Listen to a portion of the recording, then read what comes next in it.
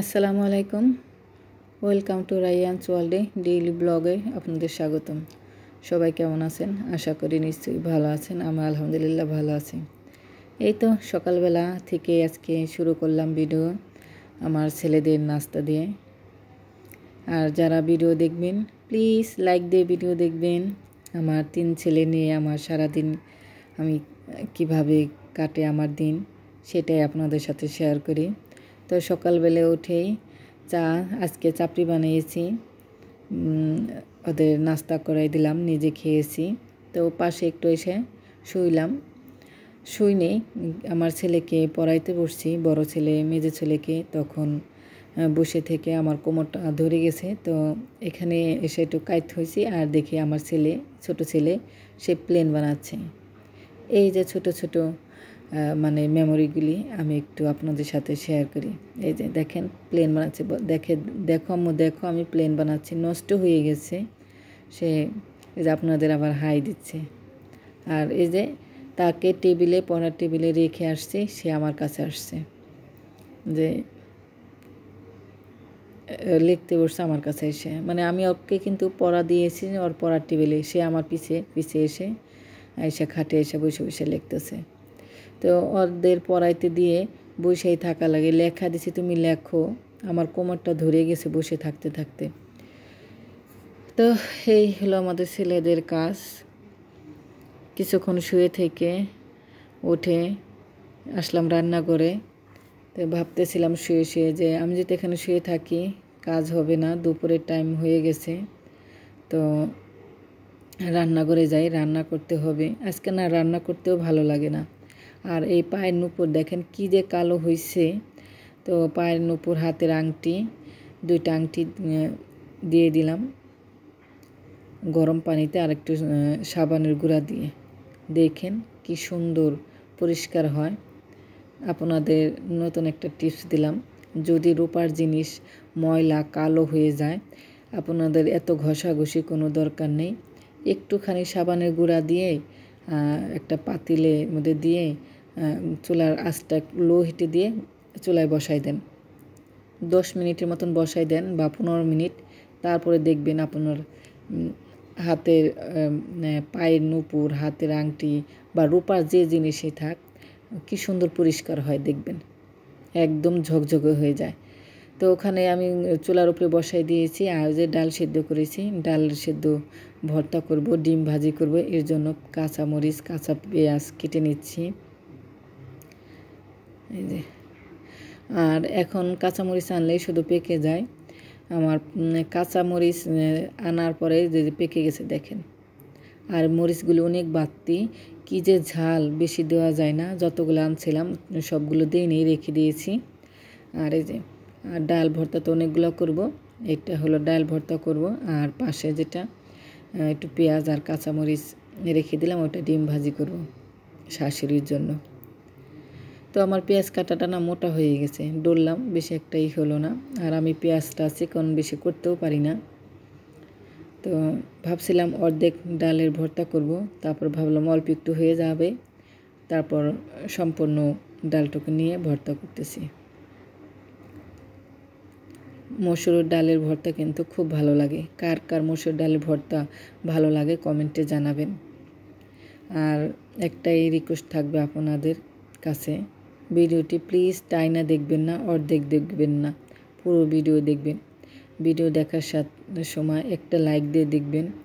আমার ইউটিউব চ্যানেলটা সবাই সাবস্ক্রাইব করবেন, যারা করেননি প্লিজ তারা করে দেন। আর যারা করেছেন তাদের তো অসংখ্য ধন্যবাদ। আর একটা ডিম ভাজবো শাশুড়ির জন্য। তো আমাদের তো ডাল ভর্তা আর শুটকি মাছের ভর্তা, গরুর মাংস তরকারি আছে। তো শাশুড়ি তো গরুর মাংস তরকারি খাবে না, তার জন্য এই যে ডাল ভর্তাটা আর ডিম ভাজতেছি। আমরা আবার ডিম ভাজা খাবো না, অনেক রকমই খাবার আছে। তো আজকে যদি অন্য রকম তরকারি রান্না করতাম, দেখা গেছে এগুলো থেকে যাবে, বাসি তরকারি এত ভালো লাগবে না। তো গরুর মাংস আছে, শুটকি মাছের তরকারি আছে, ভর্তা আছে, ডাল ভর্তা করলাম। আর রাতে তো অন্য কিছু করাই লাগবে, দুপুরের জন্য চলে যাবে।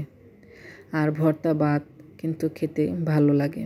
ভর্তার সাথে ডিম ভাজা তো মজাই। কার কার প্রিয় বলেন তো, কমেন্টে জানাবেন। তো কালকে ইলিশ মাছের তরকারি রাঁধছিলাম, তো তরকারিটা খুব ভালো লাগছে। তো একটু মাছ নেই, ঝোলটা রয়ে গেছে, ঝোলটা রেখে দিলাম খাবো এর জন্য। দেখেন আমাদের বলো কাজ নাই, 2টা রান্না করি 2টা খাই। শুধু ডাল ভর্তা করছি, ডিম ভাজি করছি। দেখেন কতগুলো হাঁড়ি পাতিল চামচ বাটি হয়ে গেছে। আরও কিন্তু ধোয়া হয়েছে, ওইগুলো তো আপনাদের সাথে শেয়ারই করিনি। এই যে ধুয়ে টুয়ে নিলাম, তারপরও বলে যে কি করছাও, আর বলা আজকে যে আরও ভর্তা করছি, বলবে কি আজকে শুধু ভর্তা দা ভাত খাওয়া হয়েছে, আর কি করছো। শুধু আমার না, প্রতিটা মেয়েদেরই এই কথাটা শুনতে হয়। এই দেখেন বেশিক্ষণ কিন্তু আমি রাখিই নি, 10 মিনিট রাখা হয়েছে কি আমার মনে পড়ে না, হয়তো 10 মিনিটই রাখছি। দেখেন কি সুন্দর চকচক করছে। আপনারাও চাইলে এরকমভাবে কিন্তু রূপার জিনিস পরিষ্কার করতে পারবেন। দেখেন কত সুন্দর হয়েছে।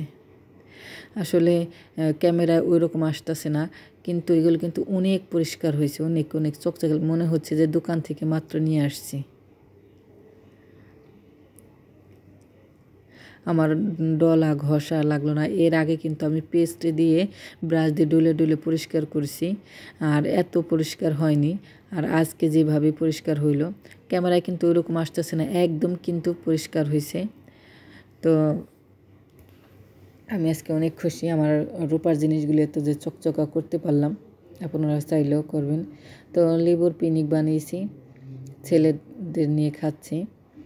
প্রথমে একটু টক লাগে, খেতে কিন্তু খুব ভালো লাগে। লেবুগুলো ভালো করে ছিলে গোল গোল করে কেটে জিরা গুঁড়ো, একটু ধনিয়া গুঁড়ো, মরিচের গুঁড়ো, বিট লবণ, সামান্যখানি চিনি দিয়ে মাখিয়ে নিছি। টক লাগে কিন্তু খেতে কিন্তু খুব ভালো লাগে। দেখেন না, আমার এখনও জিভে পানি এসে গেছে। আর টক জিনিসটা এমন, মনে করেন দেখলে জিভে পানি এসে যায়। আপনাদেরও কি আসে? তাহলে কমেন্টে জানাবেন। দেখেন আমাদের খাওয়া দেখে আমার ছেলেটা খুব আগ্রহ সহকারে নিয়েছে, কিন্তু দেখেন খেতে পারেনি। আমরা খুব হাসাহাসি করতেছিলাম শায়নের মুখের অঙ্গি ভঙ্গি দেখে। তো যাই থাক, সবাই আমার ছেলেদের জন্য দোয়া করবেন। আমার রায়ানটা আবার লেবু খেতে পারে, খুব লেবু খায়। তো এই যে, আর আমার এখানে কাঁচা লেবু ছিল 2টা, আর একটা পাকা লেবু ছিল। সে পাকা লেবুটা একটু যে খুলে খুলে গেছে। আপনারা যদি লেবুর পিনিক বানাতে চান তখন কি করবেন, সবগুলো কাঁচা কাঁচা মানে সবুজ কালারের লেবুগুলি নেবেন, খুব ভালো হবে। পাকা লেবু নিলে দেখা গেছে গোল গোল করে কেটে নিলে এই যে খুলে যায়। তো আমাদের লেবু পিনিক খাওয়া হয়ে গেছে, গোসল টোচল হয়ে গেছে। এখন আমরা ভর্তা দিয়ে ভাত খাবো। আছে ডাল ভর্তা, শুটকি মাছের ভর্তা, ডিম ভাজি, গরুর মাংস। আজকের দুপুরের খাবার কিন্তু একদম জমে যাবে। তো খেতে খেতে বিদায় নিব। সবাই ভালো থাকবেন, সুস্থ থাকবেন। ভিডিওটি আমার ফুল দেখবেন। এখনও যারা আমার ভিডিও দেখতেছেন তাদের তো ধন্যবাদ। না, আর ভিডিও দেখার সময় লাইক দিয়ে ভিডিও দেখবেন, ফুল ভিডিও দেখবেন। আর আমার ভিডিও কেমন লাগে কমেন্টে জানাবেন। সবাই ভালো থাকবেন, সুস্থ থাকবেন, আমার জন্য দোয়া করবেন। সবার জন্য শুভকামনা রইল। আল্লাহ হাফেজ।